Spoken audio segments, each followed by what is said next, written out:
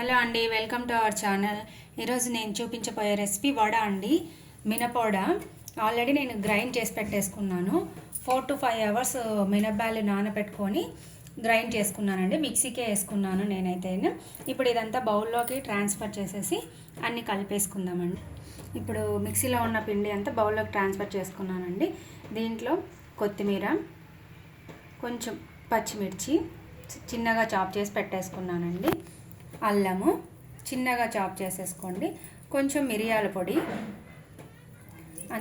మిరియాల పొడి కచ్చాపచ్చాగా దంచేసుకున్నానండి. అంతా కలిపేసి సాల్ట్, లైట్గా సోడా వేసుకోండి, సరిపోతుంది. సోడా ఎందుకంటే కొంచెం క్రిస్పీగా రావడం కోసం సోడా వేస్తున్నాను.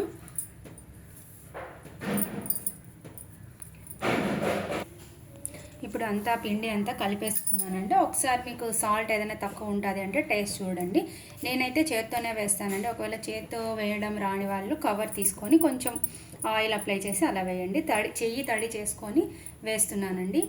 పెన్నం పెట్టేశాను, ఆయిల్ హీట్ అయిపోయింది. ఇప్పుడు చెయ్యి తడి చేసుకొని వేస్తున్నానండి.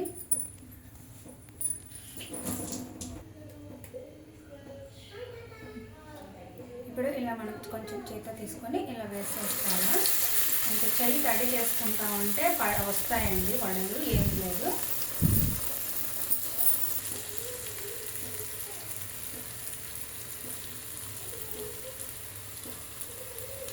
ఇలా కొంచెం కొంచెం తీసుకొని ఇలా వేసుకుంటూ సరిపోతుందండి.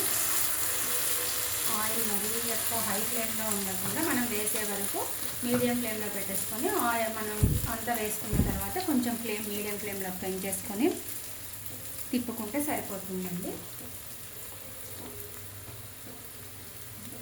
నేనైతే ఏది మెంతులు కానీ బియ్యం కానీ ఏది వేయలేదండి. ఓన్లీ మినప్పాలు ఒకటే నానబెట్టేశాను. ఇప్పుడు కూడా ఏది పిండిలో అయితే కలపలేదు. బాగా క్రిస్పీగా వస్తాయి, సాఫ్ట్గా ఉంటాయి. ఇలా రెడ్ డిష్లోకి వచ్చిన తర్వాత అన్నీ తీసుకుంటే సరిపోతుందండి. రెండు వైపులా కాల్చుకోవాలి.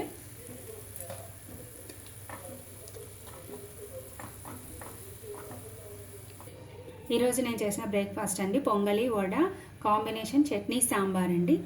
మీకు నచ్చితే ఒకసారి కామెంట్ చేయండి. Please like, share and subscribe.